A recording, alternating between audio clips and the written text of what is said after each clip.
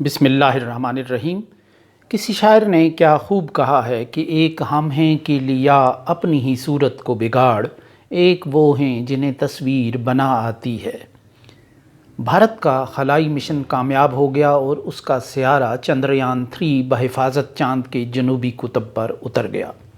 چندریان 3 کی کامیابی اور اس کی کامیاب لینڈنگ کو دنیا کی تاریخ کا ایک منفرد واقعہ کہا جا رہا ہے، کیونکہ یہ چاند کا وہ تاریک گوشہ ہے جہاں اس سے پہلے کوئی نہیں پہنچ سکا۔ چاند کا یہ حصہ تاریکی یا سائے کی وجہ سے سائنسدانوں کی تحقیق اور تجسس کا مرکز تھا کہ یہاں پانی یا برف کی موجودگی کا امکان اگر ہے اور تو پھر یہاں زندگی کے رہنے اور زندگی کی بقا کے امکانات بھی موجود ہیں۔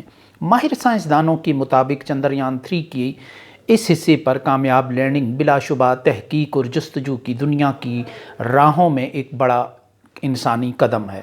بھارت میں چندریان 3 کی کامیابی کا بھرپور جشن منایا گیا اور نریندر مودی نے عوام سے خطاب کرتے ہوئے کہا کہ یہ صرف انڈیا کی کامیابی نہیں بلکہ اس سب کی کامیابی ہے، اور انہوں نے اس عزم کا بھی اظہار کیا کہ آئندہ بھارت سورج پر تحقیق کے لیے اپنا خلائی مشن بھیجے گا۔ بھارت نئی خلائی دوڑ میں تیزی سے مغربی طاقتوں کے ساتھ شراکت کرتا جا رہا ہے۔ اس کامیابی سے پہلے بھارت اپنی اقتصادیات کو مضبوط بنا چکا ہے اور 90 کی دہائی میں بھارت نے اپنے لیے معاشی بہتری کا جو روڈ میپ تیار کیا تھا اس پر تسلسل سے گامزن رہنے کے نتیجے میں بھارت دنیا کی 5ویں بڑی معیشت بننے کا دعوے دار بن بیٹھا ہے۔ اس کا ایک ثبوت یہ ہے کہ بھارت کے زر مبادلہ کے ذخائر 600 ارب سے زیادہ ہیں۔ شورش کی تحریکوں پر قابو پانے اور دنیا کی جنگوں میں نیوٹرل رہنے کی وجہ سے اپنے ہاں امن کا سازگار ماحول بھی پیدا کر چکا ہے، جس کی وجہ سے دنیا بھر کی سرمایہ کار کمپنیاں بھارت کا رخ کر رہی ہیں، جہاں انہیں سستی لیبر بھی ملتی ہے اور بڑی منڈی ہونے کی وجہ سے صارف بھی دستیاب ہوتا ہے۔ دفاعی اعتبار سے بھارت 70 کی دہائی میں ایٹمی طاقت بن چکا ہے اور اب بھارت دفاعی ساز و سامان کی خریداری کے لیے بیرونی ملکوں پر اپنا انحصار کم کر کے خود دفاعی ساز و سامان تیار کرنے کی طرف تیزی سے بڑھ رہا ہے۔ اس طرح رقم کا بڑا حصہ جو بیرونی کمپنیوں کو جاتا تھا اب ملک کے اندر ہی زیر گردش رہے گا۔ بھارت نے چین کے مقابلے اور ہمسری کو اپنا ہدف قرار دے رکھا ہے اور وہ اس راہ پر آگے بڑھ رہا ہے۔ بھارت کے چندریان 3 مشن کی کامیابی پر بہت حیرت انگیز طور پر پاکستان کی دفتر خارجہ کی ترجمان ممتاز زہرا بلوچ نے بھی بھارتی سائنسی تحقیقی ادارے کی تعریف کرتے ہوئے اسے تحقیق کی دنیا میں ایک اہم قدم قرار دیا۔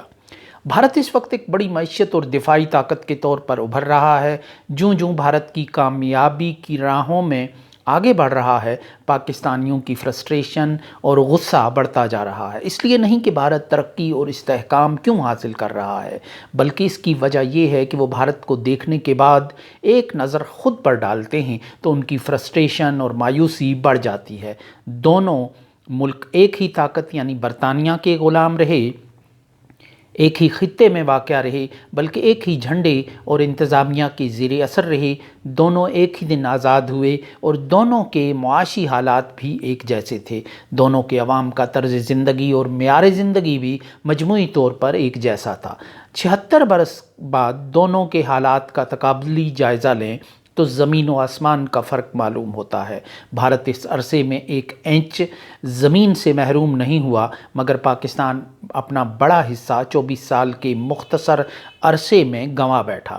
باقی ماندہ ملک کو بھی ٹھیک طریقے سے چلانے کی بجائے ایڈ ہاکزم کے اصول پر چلایا گیا، یعنی ہر حکمران کا فرمان ہی اس کی پالیسی، اس کا دستور العمل اور منشور رہا۔ وہ حکمران وقت کی ہواؤں اور راہوں میں گم ہو گیا تو اس کی سوچ، فکر اور فلسفہ بھی کوڑے دان کی زینت ٹھہرا، اور نیا حکمران اپنے ساتھ نئے فرامین کی کتاب، نئی خواہشات کی ٹوکری اور نئی ترجیحات کا ٹھیلا لے کر نمودار ہو گیا۔ یوں قوم جن پالیسیوں سے تھوڑی بہت مانوس ہو چکی تھی وہ متروک قرار پائیں، اور انہیں الف انار اور بے بکری سے نئے حکمران نے نیا سبق پڑھانا شروع کیا۔ کسی حکمران نے اپنے اقتدار سے آگے ایک دن کی منصوبہ بندی نہیں کی۔ سیاستدان ناکام ہوئے تو فوجی حکمران عزیز ہم وطنوں السلام علیکم کہہ کر آ گئے محفل میں اور چھا گئے۔ لوگوں نے ان سے انقلابی توقعات باندھ لیں کہ چلیں یہ ڈسپلنڈ لوگ ہیں، شاید اس ملک کی سمت کو ڈسپلن کے ساتھ یہ ٹھیک کریں گے، مگر جب وہ رخصت ہوئے تو قالین کے نیچے بحرانوں اور طوفانوں کا ملبہ ہی پڑا ہوا ملا۔ اس طرح کئی نسلوں کے خواب اور خواہشیں رزق خاک ہوتی چلی گئیں۔ ملک کی معیشت آج وینٹیلیٹر پر پہنچ چکی ہے تو اس کے آثار 90 کی دہائی میں ہی نمایاں تھے۔ اس وقت IMF پاکستانی معیشت اور بجٹ سازی کا کنٹرول اپنے ہاتھ میں لے چکا تھا۔ حکمرانوں نے IMF کی ہر قسط پر دھمالیں ڈالنے کے بعد عیاشیاں کرنے کو رواج بنا لیا، اور IMF نے بھی مڑ کر خبر نہ لی کہ اس کی فراہم کردہ رقم کا جائز استعمال ہو رہا ہے یا یہ اسراف اور عیاشیوں کی نظر ہو رہی ہے۔ IMF کے قرضوں کا بوجھ صرف حاضر و موجود انسانوں پر نہیں پڑا، بلکہ ایک وقت ایسا بھی آیا جب ہر نومولود بھی مقروض ہی پیدا ہونے لگا۔ دنیا میں جہاں کہیں عالمی مفادات کے لیے جنگوں کا تندور دہکانے کی ضرورت پڑی، ایندھن اور سہولت کاری کے لیے دنیا کی نظریں پاکستان پر اٹھیں۔ یوں پرائی جنگوں میں شریک ہو کر پاکستان نے اپنی معیشت، استحکام، امن اور بین الاقوامی ساکھ گنوا دی۔ ان حالات کی وجہ سے ملک تیزی سے برین ڈرین کا شکار ہوا، اور آج ملک کے بہترین سائنسدان، ڈاکٹر، انجینئر، صنعت کار، فنکار، محققین، حتیٰ کہ ڈاکٹر طاہر القادری اور جاوید احمد غامدی جیسے عالمی اسکالر اور مفکر ملکی حالات کے باعث مایوس ہو کر بیرون ملک سدھار چکے ہیں۔